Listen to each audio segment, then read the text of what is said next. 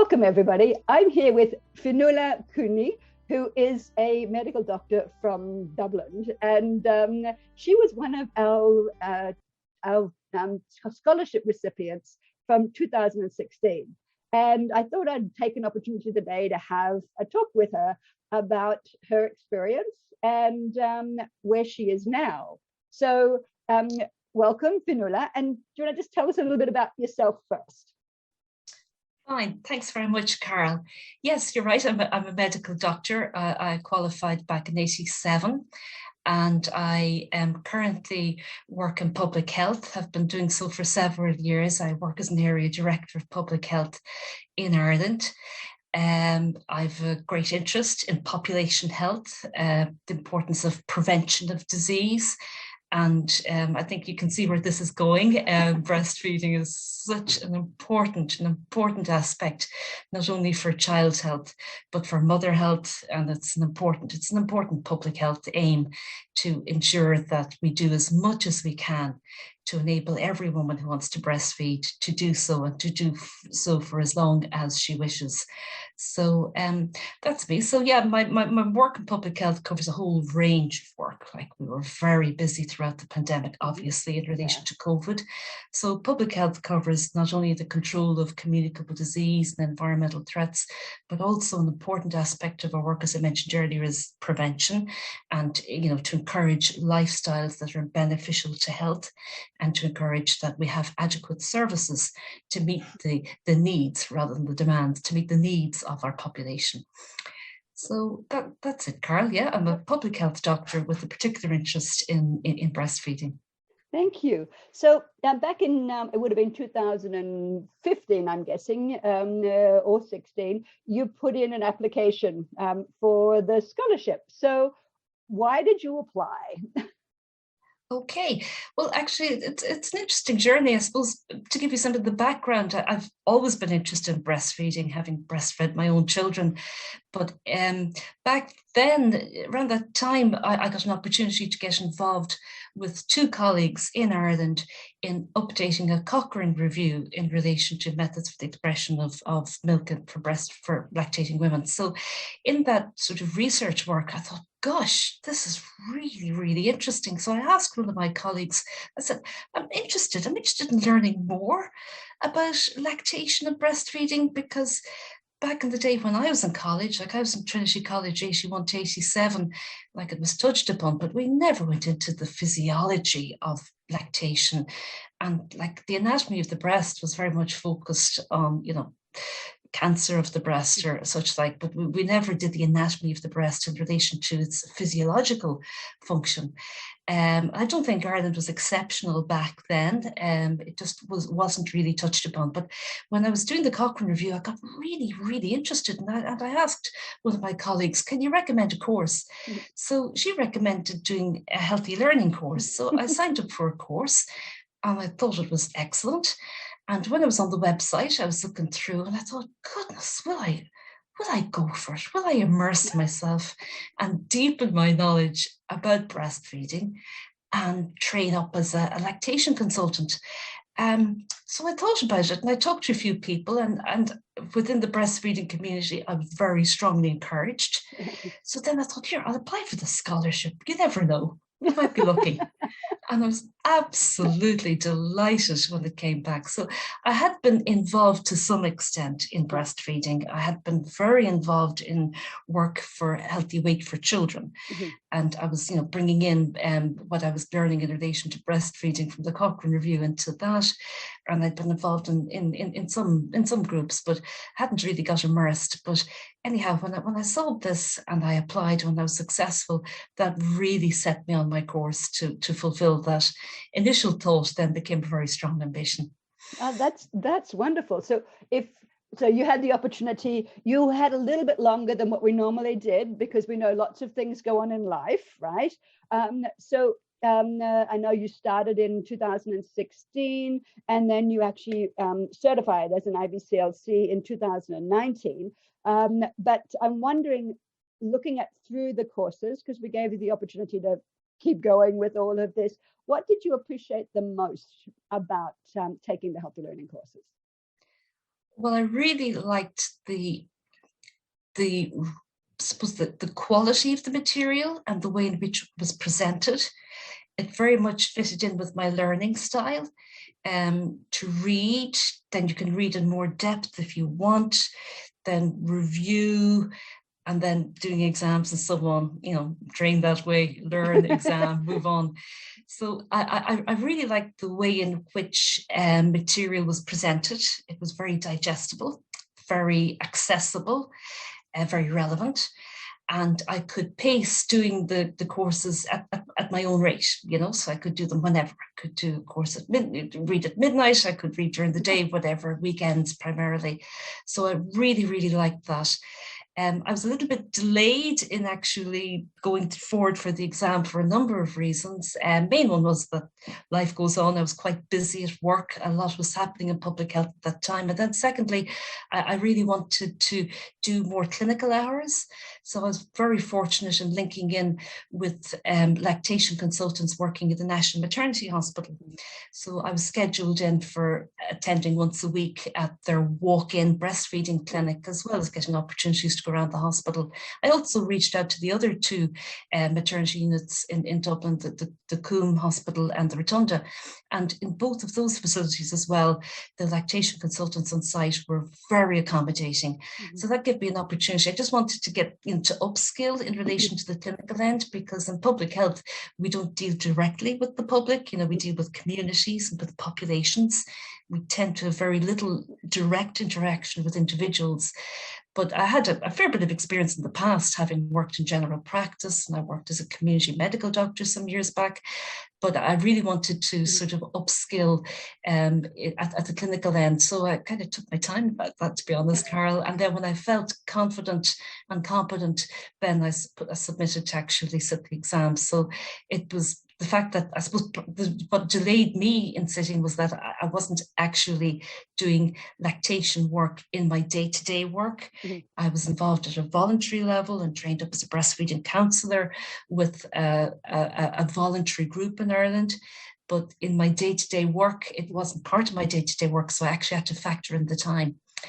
But yeah, getting back to the whole series of courses were really, really comprehensive, and I felt they covered all aspects that I needed from the kind of the academic end.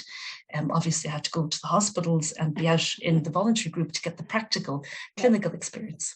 Yeah, and I think that's a really important part. Is you were able to basically use your knowledge that you were gaining, along with having then being mentored in reality from those around you, and having that combination makes a huge difference. And working and sharing with colleagues, it helps us grow, right? As when we become IBCLCs, we realize that we are a very tight-knit community, and how important we are for each other. So, and you know, I really believe most people want to support each other. That's, everybody wants to help out. And when we've got, oh, somebody's interested, hey, come observe, come help out, come look. Because I know in the medical field, it's often see one, do one, teach one, which we often see. So this is actually, okay, learning, you've gained the knowledge, and you can make a huge difference in the future also for teaching others also in that field. So that's I think that's a really important part of the process. So did you feel prepared to sit the IBLCE exam when you finally sat it? Oh, absolutely, I did. Yes. And I'd spoken to a number of people, and I'd actually done a practice exam, and I could see it was a little bit different from the usual kind of biomedical type exam, not, very much based. Obviously, there were questions, as everybody knows, very factual questions, but then there'd be others that would be very much open to opinion and that kind of sense. So, I did. I felt quite well prepared, and I felt also, having had that mentoring in relation to lactation and breastfeeding support and so on, helped me flip over from being the doctor who comes, sees the problem and gives the solution, to the complete other way of enabling individuals to identify the problem or help them focus on what the main problem is, and then help them find a solution that works for them. Yes. So that mentoring and mixing with lactation consultants who are primarily from a nursing midwifery background, who would, that would be very much their modus operandi in many aspects of their very, very effective work. That very much helped me make that shift into that other way of thinking. And I think the two complement themselves very well, you know, that factual problem solving approach as an individual professional. And then it's very satisfying and very different to enable a mother to find her solution that works for her and for her baby. So there's been a change with IBLCE in the last couple of years now, the importance of actually now having to take counseling or communication courses. So in reality, it does make a huge difference for people, so that it's that key component is being able to help the mother, the parents, the family make that decision themselves, rather than sort of say, you do this is what you've got to do, is it? Because I think it's much more empowering in general. Yeah, absolutely, Carol. And it wouldn't be a million miles away from a lot of public health work, because you know, public health work, when you're dealing with communities, one can't impose on the community what to do, but one can encourage a community to find a solution. So for me, it's come together very nicely. Which is, I always think of Miriam Lebock years ago, is always saying, Carol, you know, public health, it's, you know, breastfeeding is a public health imperative. That is how we have to be going in this direction. And and she'd also talk about, you know, we talk about interdisciplinary, about transdisciplinary, like or just everything crosses over from each other. You know, and and so again, we're centered on the family, but with all those that are going to be supporting them around them. And so now I have a question for you. So how are you making a difference in your country as an IBCLC now?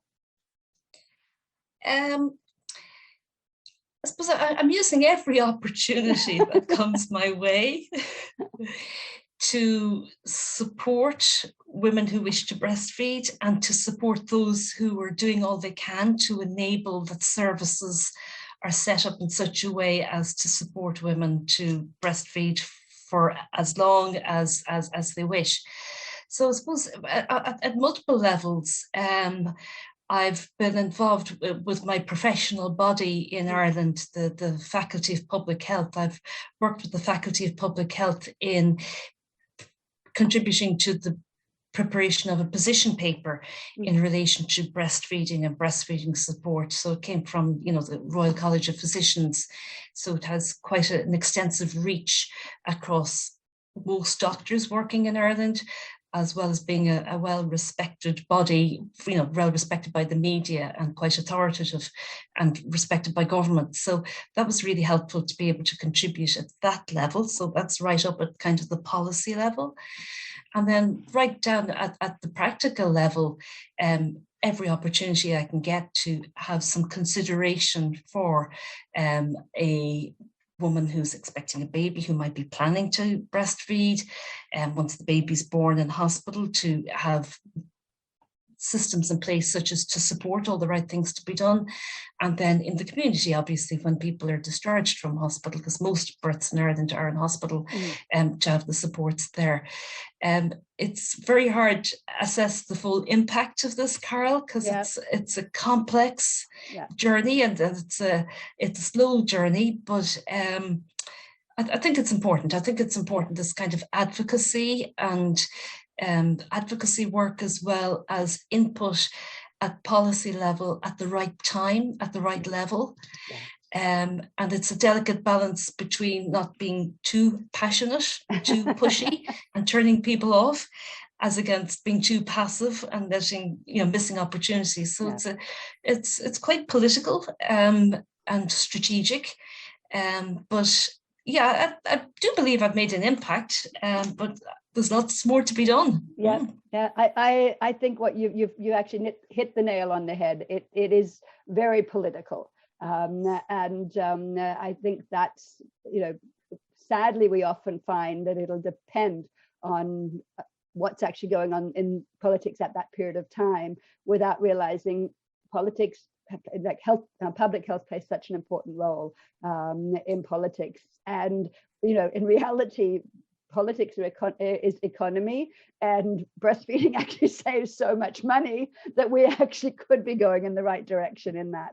So I think you're doing an amazing work. I wish I could be in Ireland this coming, I think it's September when ELCI is having its conference, but this time I can't, so everything's too close. Hopefully the next time we'll actually get ourselves back there and we'll actually see each other in person. Is there anything extra you'd like to add, just in general, about your experience? Say no, nothing extra to add, but I'll reiterate, I think it's a fantastic course that's provided, a range of courses from Healthy Learning. And Carla is very privileged to be awarded the scholarship, and it's lovely to see all the other women who've been awarded the scholarship in recent years. But for me personally, it really, really gave me a great incentive.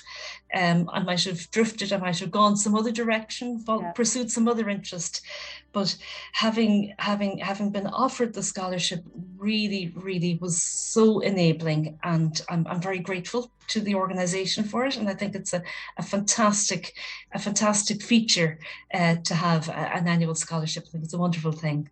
Yeah. Well, I think Trudy, who the scholarship is named after, who passed away from breast cancer, she would be really impressed with what you're doing. So thank you for honoring her as well. And you know, we're really honored to have you have been the scholarship recipient, and you know, you make such a difference, and that you empower.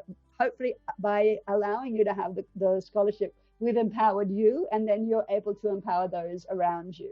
So I really greatly thank you for having this chat with me today. It's been really wonderful. And now you can go and have a great rest of your holidays. Thanks very much, Carol. Thank you.